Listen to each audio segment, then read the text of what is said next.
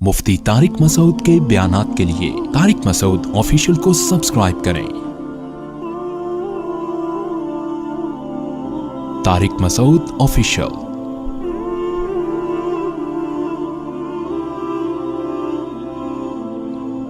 सफ़र में नमाज को लोग बहुत हल्का समझते हैं और सफ़र में नमाजें गोल कर दी जाती हैं और दलील ये दी जाती है कि सफ़र क्या है, एक उज़र है।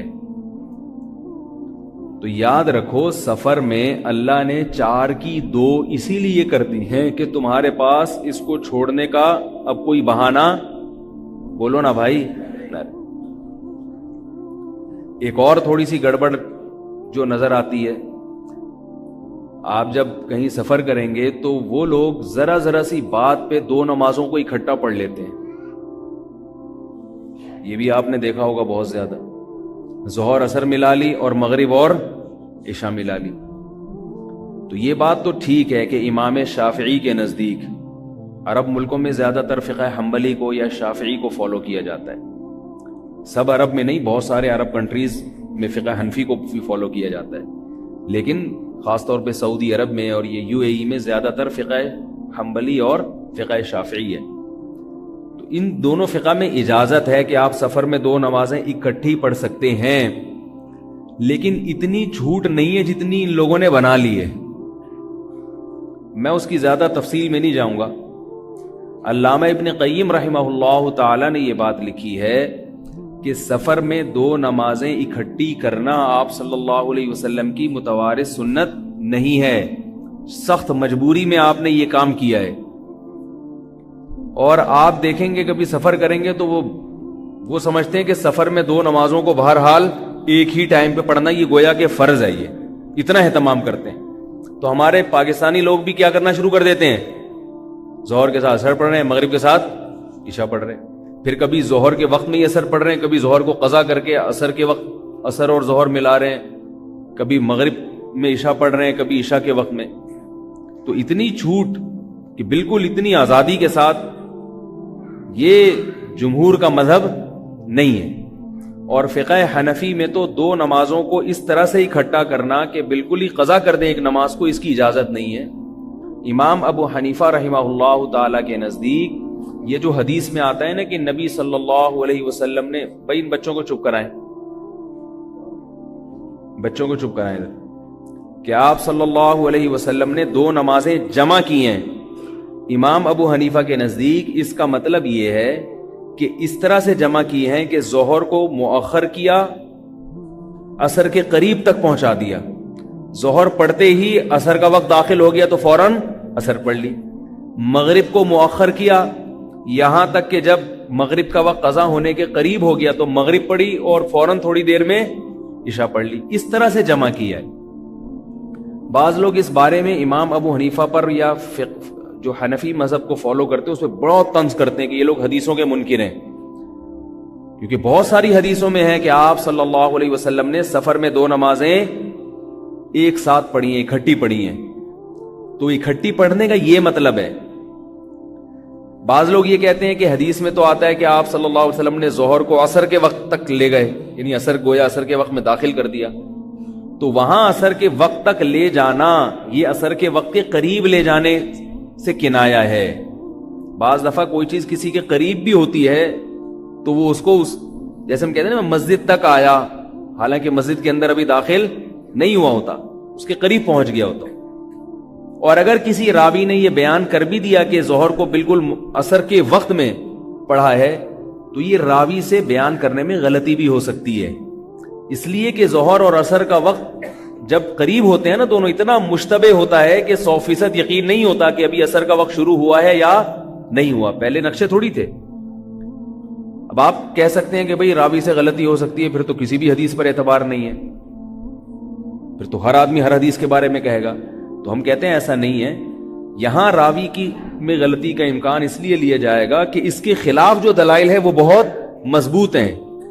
पहली दलील कुरान मजीद में आता है, इन्नस्सलात कानत अलल मुमिनीन किताबम मौकूता, नमाज़े मोमिनीन पर मुकर्ररा औकात में फ़र्ज हैं, इसमें सफ़र और हज़र की कोई क़ैद नहीं है।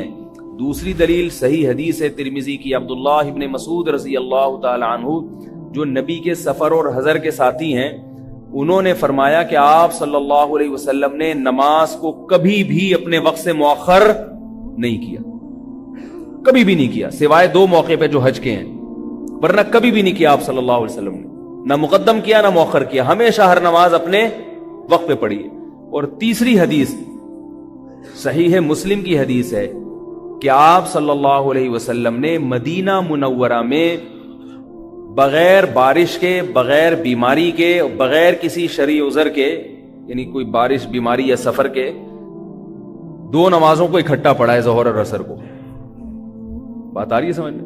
یہاں اگر ہم اس حدیث میں بھی اکٹھے کا وہی معنی لے لیں تو اس کا مطلب کیا ہوا کہ آپ سفر کے بغیر بھی 2 نمازیں جمع کر سکتے ہیں، حالانکہ اس کا کوئی بھی قائل نہیں ہے۔ تو یقیناً یہاں جمع کرنے کا کیا مطلب ہے؟ نماز اپنے اپنے وقت پہ پڑھی، مگر ظہر کو مؤخر کیا اور عصر کو مقدم کیا ہے۔ تو جیسے یہاں جمع کرنے کا جو مطلب ہے، تو امام ابو حنیفہ کے نزدیک سفر میں جہاں بھی جمع کا مسئلہ آئے گا تو وہاں جمع کرنے کا بھی وہی مطلب ہوگا۔ یہ حدیث بہت زبردست قرینہ ہے اس پر، اور عبداللہ ابن عمر رضی اللہ تعالی عنہ سے صحیح سند سے ثابت ہے کہ سفر کر رہے تھے تو آپ نے دیکھا، آپ کی زوجہ کا خط آیا کہ میں بستر مرگ پر ہوں، میری موت واقع ہونے والی، آپ جلدی آئیں۔ تو آپ جلدی گئے ہیں، سفر کیا ہے آپ نے، تو مغرب کی نماز نہیں پڑھی آپ نے، آپ کے ساتھیوں نے کہا کہ آپ مغرب پڑھیں، آپ نے اس کو مؤخر کیا، مؤخر کیا، مؤخر کیا، یہاں تک کہ راوی کا بیان ہے کہ جب بالکل شفق احمر غائب ہونے کے قریب، یعنی مغرب کا وقت قضا ہونے کے قریب ہو گیا، تو اس وقت آپ نے مغرب کی نماز کر رہے تھے، تو آپ نے دیکھا آپ کی زوجہ کا خط آیا کہ میں بستر مرگ پر ہوں، میری موت واقع ہونے والی، آپ جلدی آئیں۔ تو آپ جلدی گئے ہیں، سفر کیا ہے آپ نے، تو مغرب کی نماز نہیں پڑھی آپ نے، آپ کے ساتھیوں نے کہا کہ آپ مغرب پڑھیں، آپ نے اس کو مؤخر کیا، مؤخر کیا، مؤخر کیا، یہاں تک کہ راوی کا بیان ہے کہ جب بالکل شفق احمر غائب ہونے کے قریب، یعنی مغرب کا وقت قضا ہونے کے قریب ہو گیا، تو اس وقت آپ نے مغرب کی نماز پڑھی، تھوڑی دیر انتظار کیا اور پھر فوراً عشاء کی نماز پڑھ لی۔ تو امام حنیفہ کے نزدیک چونکہ نماز بہت بڑی عبادت ہے، اس میں احتیاط والا پہلو لازم ہے، تو جب تک اس کے خلاف 100% مضبوط دلائل جس میں تعویل ممکن ہی نہ ہو، وہ جب تک ثابت نہیں ہوں گے، تو امام صاحب فرماتے ہیں کہ سفر ہو یا حضر، آپ کو نمازیں اپنے وقت کے اندر ہی پڑھنی ہے، نماز نہ قضا کر سکنی ہے اور نہ دوسری نماز کو پہلے وقت میں پڑھنا ہے۔ لیکن چونکہ مسئلہ بہرحال اختلافی ہے، دوسرے ائمہ اس کے قائل ہیں، تو علماء نے لکھا ہے کہ شدید مجبوری میں دوسرے فقہ کو فالو کیا جا سکتا ہے۔ وہ شدید مجبوری کیا ہے کہ نماز ہی نہیں پڑھنے دے رہا ڈرائیور آپ کو، پہلے تو بس ڈرائیور جب نماز نہ پڑھنے دے اس سے تھوڑا سا پھڈے بازی بھی کریں، اسلام میں بعض موقع پہ تھوڑے بہت پھڈے بازی بھی، بولو نا بھائی، جائز۔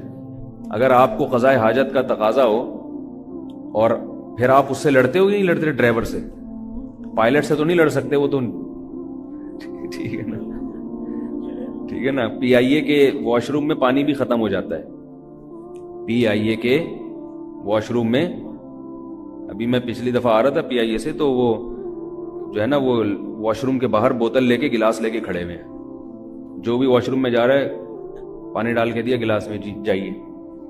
تو یہ حال ہے، اندازہ لگا ہوا۔ تو اگر کسی کو تقاضا ہو تو ڈرائیور سے لڑتے ہیں نا کہ بھائی مجھے پیشاب آ رہا ہے، روکو گاڑی، روکو گاڑی، روکو گاڑی، اس وقت کوئی یہ نہیں کہتا بس چپ کر کے بیٹھ جاؤ۔ نماز کا ٹائم گزر رہا ہوگا تو بس ڈرائیور سے کچھ بھی نہیں کہتے، ایک دفعہ پوچھ لیتے ہیں ہاں بھائی روکے گا، کہ نہیں روکے گا نہیں، چلو بعد میں قضا پڑھ لیں گے۔ ایسا نہیں ہے بھائی، نماز کے معاملے کو ہلکا نہیں سمجھے، تو حتی الامکان اس کو فورس کریں، اس کو دباؤ ڈالیں کہ ہم کلمہ گو ہیں، ہمارا ملک اسلامی ملک ہے، ہمیں نماز کے لیے روکو۔ پھر بھی نہیں روکتا، پوری کوشش کر لی، پھر بہرحال دوسرے مجتہدین کو بھی وہ بھی اسلام کے مجتہدین ہیں، تو پھر جمع بین الصلاتین ایسی صورت میں گنجائش ہے، اس کو فالو کر سکتے ہیں۔ پوری کوشش جب کر کے دیکھ لی نہیں عمل ہو رہا تو پھر کر سکتے ہیں۔ تو اس لیے بھائی، اور ایک آخری بات، سفر میں سنتوں کا مسئلہ، بہت سے لوگوں نے دیکھا سفر میں سنتیں بالکل شارٹ، یہ بھی غلط ہے۔ سنت مؤکدہ، بس یہ آخری مسئلہ بیان کر کے ابھی ختم کرتا ہوں بات، سنت مؤکدہ جو ہے نا، یہ یاد رکھیں، سفر میں جو ہم 4 کی 2 پڑھتے ہیں نا، یہ اجتہاد نہیں ہے، یہ نص سے ثابت ہے، اور یہ نس خلاف قیاس ہے. یہ نس کیا ہے؟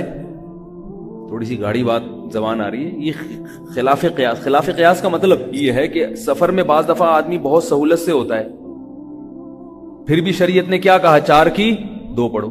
اور بعض دفعہ آپ اپنے مقام پہ بڑی ٹینشن میں ہوتے ہیں مگر پھر بھی 4 کی 2 کی اجازت نہیں ہے. تو یہ فرض کے ساتھ خاص ہے. سنت مؤکدہ کا تعلق سفر سے ہے ہی نہیں. سنت مؤکدہ کا تعلق اس سے ہے کہ اگر آپ کسی ٹینشن میں ہیں, جلدی میں ہیں, تو سفر ہو یا حضر ہو آپ سنت مؤکدہ چھوڑ سکتے ہیں. اور اگر کسی ٹینشن میں نہیں ہے, جلدی نہیں ہے, تھکاوٹ نہیں ہے, تو سفر ہو یا حضر ہو سنت مؤکدہ مؤکد ہی رہتی ہے. ہر آدمی فنٹر بن رہا ہے آج کل. اب سفر میں آپ کہیں اسلام آباد جا رہے ہیں, آپ 15-14 دن کے لیے اسلام آباد میں آپ جائے ہوٹل میں یا کسی کے گھر میں جا کے ٹھہر گئے, آپ ایئر کنڈیشن روم میں کھانا کھایا, سو گئے, اٹھے, بالکل کوئی ٹینشن نہیں. اب آپ نے 14 دن ادھر ہی مزے سے رہنا ہے. اب میں دیکھ رہا ہوں لوگ سنتیں ہی نہیں پڑھ رہے. بھائی ظہر کی 4 سنت پڑھ لو, 2 فرض پڑھ لو. تو کہہ رہے ہیں جب اللہ نے 4 کی 2 کر دی جو فرض تھے, اب دیکھو یہ کیا ہے؟ فنٹر گیری. یہ کیا ہے؟ مجتہد بنے میں. جب اللہ نے 4 کے 2 کر دیے تو وہ 4 کیوں پڑھوں میں پوری؟ وہ تو بالکل وہ جو فرض تھے وہ آدھے ہو گئے, تو سنت تو بالکل غائب ہونی چاہیے. تو بھائی اپنی طرف سے خام خواہ کے فنٹر بننے کی کوشش نہ کریں. 4 کے 2 اس لیے ہو گئے کہ اس میں قضا کا آپشن نہیں ہے. آئی بات سمجھ میں؟ اس میں قضا کا کوئی آپشن ہے نہیں, اس لیے اللہ نے وہ خود ہی 2 کر دیے کہ اب تم نے اس کو نہیں چھوڑنا. سنتوں میں قضا کا آپشن ہے کہ اگر تکلیف میں ہو, مشقت میں ہو تو چھوڑی بھی جا سکتی ہیں, اور جب تکلیف نہیں ہے, مشقت نہیں ہے, تو وہ پوری رہتی ہیں اور وہ مؤکدہ ہی رہتی ہیں. آپ صلی اللہ علیہ وسلم کی صحیح حدیث سے ثابت ہے کہ آپ نے سفر میں سنتیں بھی پڑھی ہیں. ہاں جلدی میں ہے, ڈرائیور نکل جائے گا, وہ پٹھان ڈرائیور زر زر کوا. کبھی بس سے جا رہے ہو نا تو ابھی اترتے ہیں نہیں, وہ پہلے سے زر کوا. مجھے تو یہ لفظ ہی وہاں سے یاد ہوا ہے. وہ واش روم میں بیٹھنے نہیں دیتا, وہ ایک دم پاں بجانا شروع کر دے گا. تو ایسی کنڈیشن ہے, آپ سفر میں اترے ہوئے, تو وہاں میں ساتھیوں سے یہ کہتا ہوں بھائی صرف فرض پر اکتفا کرو. وہاں بھی لوگ خشوع و خضوع سے باقاعدہ سنتوں میں لگ گئے تو پھر خود بھی تکلیف ہوگی, مسافروں کو بھی تکلیف ہوگی. راستے میں ٹریول کر رہے ہیں یا ایئرپورٹ پہ ہیں, جہاز اڑنے والا ہے, صرف فرض پڑھیں, آپ سنتیں چھوڑ دیں. یا ٹرین میں سفر کر رہے ہیں, فرض پڑھ لیں آپ. لیکن جب کسی مقام پہ پہنچ گئے, تسلی سے نہا دھو لیے, بالکل فریش ہو گئے, تو پھر سنت مؤکدہ ویسی ہی ہوتی ہیں جیسے سنت مؤکدہ یہاں ہوتی ہیں. سمجھ رہے ہیں کہ نہیں سمجھ رہے؟ تو یہ کچھ احکام تھے. اللہ تعالی ہم سب کو سمجھنے کی, عمل کرنے کی توفیق عطا فرمائے. وما علینا الا البلاغ.